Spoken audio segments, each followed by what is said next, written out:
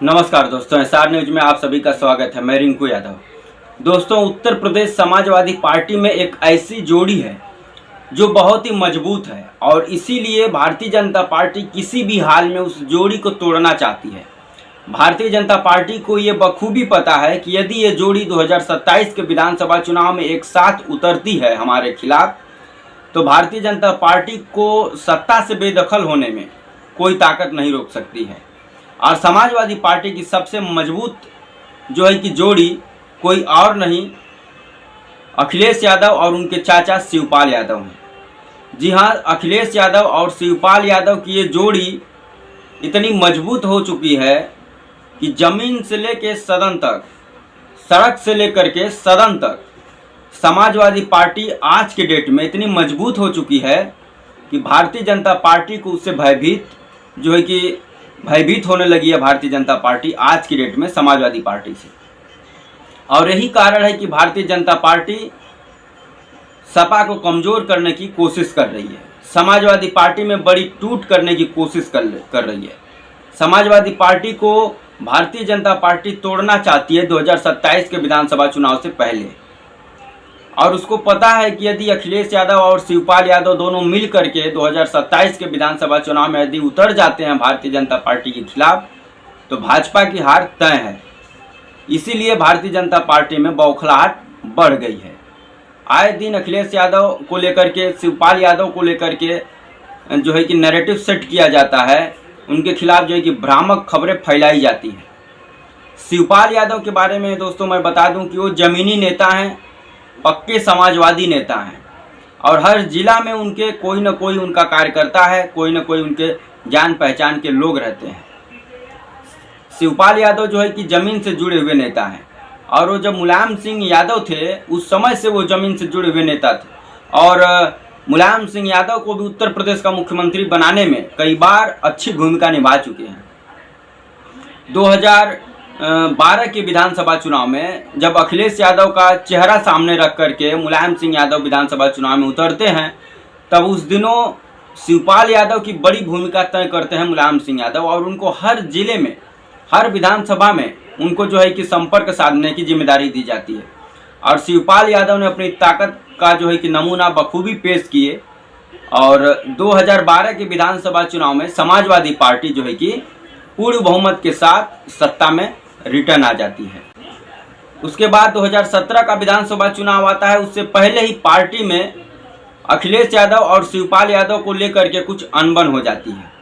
अखिलेश यादव का जो है कि रास्ता अलग हो जाता है, शिवपाल यादव का रास्ता अलग हो जाता है। हालांकि नेताजी मुलायम सिंह यादव ने बहुत कोशिश की इन दोनों को साथ लाने की, लेकिन तो ये दोनों साथ नहीं आए, और उसका नतीजा ये हुआ कि समाजवादी पार्टी बुरी तरीके से 2017 का विधानसभा चुनाव हार जाती है, जो कि सत्ता में रहती है। उसके बावजूद भी बुरी हार होती है समाजवादी पार्टी की, जबकि उत्तर प्रदेश के लोग ये बखूबी समझ रहे थे कि अखिलेश यादव ने काफ़ी अच्छा काम किया है, लैपटॉप बांटा है, साइकिल बांटी थी, मेट्रो चलाए थे लखनऊ में, तमाम सड़कें बनवाए थे, वृद्धा पेंशन की जो है कि व्यवस्था किए थे, तमाम ऐसी जो है कि सुविधाएँ उत्तर प्रदेश के लोगों को मिल रही थी। उसके बावजूद भी जो ये अखिलेश यादव और शिवपाल यादव का झगड़ा था वो सड़क पर आ चुका था, और समाजवादी पार्टी लगभग दो खेमे में बढ़ चुकी थी। एक खेमा शिवपाल यादव के साथ था तो दूसरा खेमा अखिलेश यादव के साथ था, और इसीलिए उसका फायदा जो है कि भारतीय जनता पार्टी 2017 के विधानसभा में उठाती है और पूर्ण बहुमत के साथ सत्ता में आ जाती है। उसके बाद ये कड़वाहट कुछ दूर तक और चलती है। उसके बाद 2022 का विधानसभा चुनाव आता है। अखिलेश यादव अपने चाचा के मनाने को लेकर के कुछ कामयाब होते हैं। 50% अपनी नाराज़गी दूर करते हुए शिवपाल यादव समाजवादी पार्टी के साथ जो कि गठबंधन करते हैं, वो अपनी पार्टी बना चुके होते हैं। उस पार्टी का जो है कि गठबंधन समाजवादी पार्टी से करते हैं 2022 के विधानसभा चुनाव में। हालांकि बहुत ज़्यादा शिवपाल यादव एक्टिव नज़र तो नहीं आते हैं, लेकिन केवल अखिलेश यादव के साथ घूमने से समाजवादी पार्टी को इतना फायदा होता है कि जो समाजवादी पार्टी 2017 के विधानसभा चुनाव में 47 सीट पर अटकी थी, वो समाजवादी पार्टी 2022 के विधानसभा चुनाव में 100 सीट क्रॉस कर जाती है। केवल शिवपाल यादव के समाजवादी पार्टी के साथ आने से। हालांकि उस विधानसभा चुनाव में ज़्यादा प्रचार नहीं किए थे, उसके बावजूद भी। उसके बाद बात होती है मुलायम सिंह यादव के निधन के बाद पूरी तरीके से अपने पार्टी का विलय शिवपाल यादव समाजवादी पार्टी में कर लेते हैं। चाचा भतीजे के बीच की जो कड़वाहट थी वो लगभग खत्म हो चुकी थी। उसके बाद बारी आता है उपचुनाव का। मुलायम सिंह यादव के निधन के बाद जब उपचुनाव होता है, वहाँ पर डिम्पल यादव जो है कि चुनाव लड़ती हैं।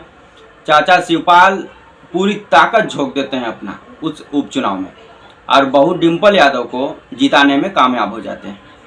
उसके बाद ये सिलसिला आज तक जारी है। उसके बाद करहल का उपचुनाव होता है, वहाँ पर भी भारतीय जनता पार्टी समाजवादी पार्टी के परिवार में तोड़ने की कोशिश करती है, परिवार को तोड़ने की कोशिश करती है और धर्मेंद्र यादव के सगे जीजा को जो है कि विधानसभा चुनाव में टिकट दे देती है करहल से, जिनका नाम अनुजेश यादव है।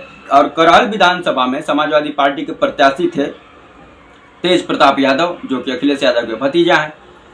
और उधर से भारतीय जनता पार्टी टिकट देती है धर्मेंद्र यादव के जीजा को, अनुजेश यादव को। ये सेट करने की कोशिश करती है, नैरेटिव सेट करने की कोशिश करती है भारतीय जनता पार्टी की परिवार में आज भी फूट है।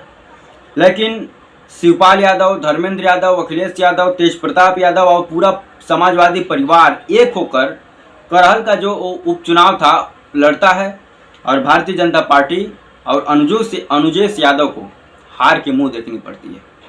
उसके बाद तमाम चुनाव होता है। उस चुनाव में समाजवादी पार्टी का लगभग प्रदर्शन अच्छा होता है।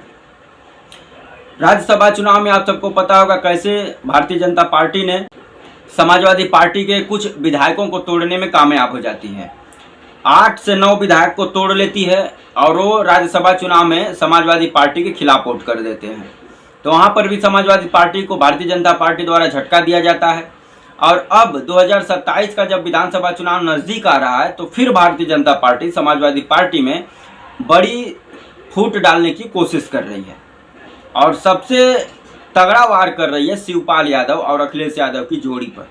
हालांकि ये सबको पता है कि अब ये जोड़ी टूटने वाली नहीं है, क्योंकि शिवपाल यादव ये प्रतिज्ञा ले चुके हैं कि उनके जीवन का बस एक ही लक्ष्य है और वो लक्ष्य है अखिलेश यादव को उत्तर प्रदेश का मुख्यमंत्री बनाना। और उस कड़ी में वो बखूबी मेहनत भी कर रहे हैं। आए दिन कार्यकर्ताओं से मिलना, लोगों से संपर्क साधना, ये तमाम कोशिशें शिवपाल यादव जारी कर चुके हैं और अखिलेश यादव भी आए दिन जो है कि मेहनत कर रहे हैं। फिर भी भारतीय जनता पार्टी को लग रहा है कि इस जोड़ी में कुछ न कुछ कमजोरी है, तोड़ा जा सकता है। इसलिए बाकायदा भारतीय जनता पार्टी जो है कि कोशिश कर रही है, लेकिन वो नाकामयाब होगी, ये सबको पता है। क्योंकि शिवपाल यादव पूरी तरीके से समाजवादी हो चुके हैं।